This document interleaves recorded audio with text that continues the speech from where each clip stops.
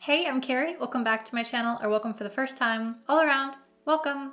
I'm carrieblogger, a career freelancer on Fiverr.com, where I've been selling as a Fiverr Pro verified copywriter for about the past 8 years. And in today's Freelance Friday video, I am in week 5, which is probably gonna be my last for a little bit, of reviewing copywriting books. And today we are talking about the Adweek Copywriting Handbook, the ultimate guide to writing powerful advertising and marketing copy from one of America's top copywriters, and that is Joseph Sugarman. And so it was pretty nice to end on kind of a high note with this book. Also, it's another wet hair don't care video because you know on my channel, I'm more curious about sharing my brain than my looks.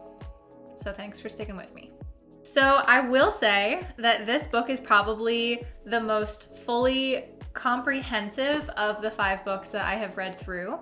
Also, very quick side note before I dive in. I do have one more book back there, and that is the Copywriter's Handbook by Robert Bly. That was another recommendation from a subscriber. This is really for you guys to share, like, from an expert's opinion, like what I think of the books and if they're really helpful or not. So since it's kind of not that helpful for me, it's been a little bit of a drudge to get through them in recent weeks. So all that to say, if you are interested in the handbook, for me to go through Bly's book, comment that down below and I'll probably get to it eventually. Or if you're not interested in it and the series hasn't really, been that helpful, then I guess comment that too. I'd like to know, and I might leave it for, who knows, to sit on my shelf or whatever. You get a vote, go ahead and cast it. Speaking of voting, go ahead and vote. If you haven't voted yet, I just dropped off my ballot yesterday and my husband's ballots. And we're in Oregon, we've always done mail-in voting. It's so easy. I literally can't imagine having to go to a poll to vote. But anyway, I hope that you are voting if you're in the US, and I hope that voting works the way it's supposed to. On to the book. So this is definitely pretty darn comprehensive, with a grain of salt that it's pretty old feeling marketing in traditional old school mediums. Just whatever you think of as like traditionally old advertising models, like this is what the book is founded after, because he's been in the business forever. Like he talked about getting his first computer and like how that revolutionize his like editing process. So just take that, like that's what we're going into for like the tone of voice or like the circumstances around which he has built his career and done this advertising. And so it's the most comprehensive in that the ideas, the strategies, the tactics he does, I completely agree with most of them, and I think that they do work across any medium. But the examples that he's giving in the book are rooted in a lot of old school stuff. And this is unlike the first book review that I did a couple weeks ago, and one of my big complaints was that it felt so strictly dated in like it was only gonna work for when ClickBank first came out, that you couldn't pull out like nuggets from it because it was so rooted in this like ridiculously aggressive, salesy, dated format. This, although it feels very dated in how the book is written, doesn't feel like you can't pull things out. It's some degree timeless, even though you will have to do obviously some personal shifting to match where the world is right now. But there were a lot of references, for example, to beautiful women and the allure of short skirts. And there was one terrible quote. In the old days, those advertising boys would all say that good copy length is like a woman's skirt. It has to be long enough to cover the essentials, but not so long that you lose the fun, or something to that extent. Just don't include that, like we don't have to say that. It's not appropriate. There were a lot of those just like slightly inappropriate comments throughout, which I did not appreciate, but I wish that someone had done a little loving editing to update for the times and for our readers. But putting that aside, it had clear pull out, I'm going to use strategy number 34 to try to tap into the market that I want to reach. The big question is, do I write like this? Not really, but in a way, yeah. I think that a lot of the strategies are very valid and applicable across virtually all forms of copywriting. I think that many of them are more what I would consider aggressive or on the nose or just a little more obvious than what I personally want to do, because I want to create copy that is hopefully a little bit more customer centric than sales centric, although I do understand that the point of my job is to sell things, but I want to sell things in a way that feels even more helpful to the customer than solely for the purpose of making a sale. And that's personally just like a me thing. I want it all to be for the benefit of the consumer.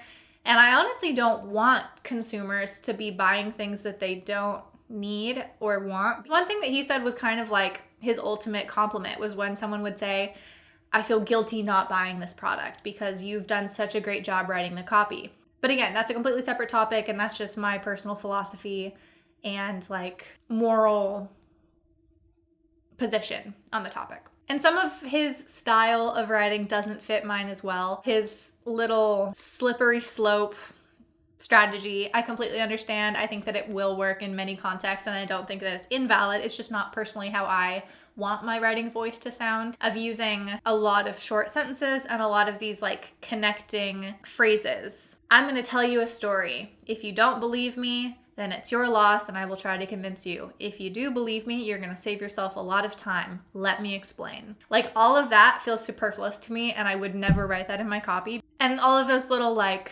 here's how, let me explain, I'll tell you. Those little phrases that he very purposely puts into his copy to get people to keep reading, which is just getting them to engage with the content. I get it. It feels a little bit dated to me, not in a bad way, but just in a way that doesn't fit my personal writing style and the writing style that most of the brands that are coming to me want to have. So yeah, that's one thing in particular, just pulling one little thing out of the book that I personally don't follow and I wouldn't recommend doing. But again, I get it. I think it's fair. I think it has worked. And I think that in many situations, it will continue to work. It's just not me. So a lot of this stuff didn't feel like me. I don't think reading the book, I got a lot out of it. I don't think I got much of anything out of it, honestly. But I do strongly recommend others to read it. And that's kind of a weird way of saying that. It's just, it doesn't feel so small-minded and narrow that it's like selling you a strategy or a system that's not going to work. But I think that it does give people tools that then you can and should choose to pick and pull from. His writing style also just doesn't fit the way that I write. I think that I know that I use way more commas than he does, which I have decided it is coming in a future video. I will summarize my position of grammar as a conversational tool for clarity. I am thinking about it, and I'm going to give some of those like hardcore examples of what I mean by that coming up soon. For sure, he is not a comma guy. He even said in the book, he's like, I don't use commas because they take up space. And I use commas because I want the flow and the lilt of my sentences to be so clear that you know exactly where to break in the sentence and pause. And you're never going to get halfway through a sentence having read it with the wrong accent in your head and then get to a weird spot in the sentence where it doesn't make sense. You have to restart and then go back through with that change of cadence. That's how I see commas being so important. He doesn't do that. That's an example. He did talk a bit about the editing process and grammar to some extent. Grammar is personal. We all have different ways of approaching the language, and that although there are some fundamental rules, there are many others that are up to interpretation. And I agree with that wholeheartedly. And I guess I'm explaining that just to say that this is really powerful for the strategies and psychology concepts inside that are specific to selling and not specific to one particular writing system. Section 3 was going through kind of like a case study, really pulling out example after example of the kind of best practices that he suggests and teaches in these seminars that the book is built on. And I think that chunk of the book is probably the most helpful and most effective for beginning copywriters who might have a hard time synthesizing like what works and why they chose to do that, wondering what the deeper strategy is behind it.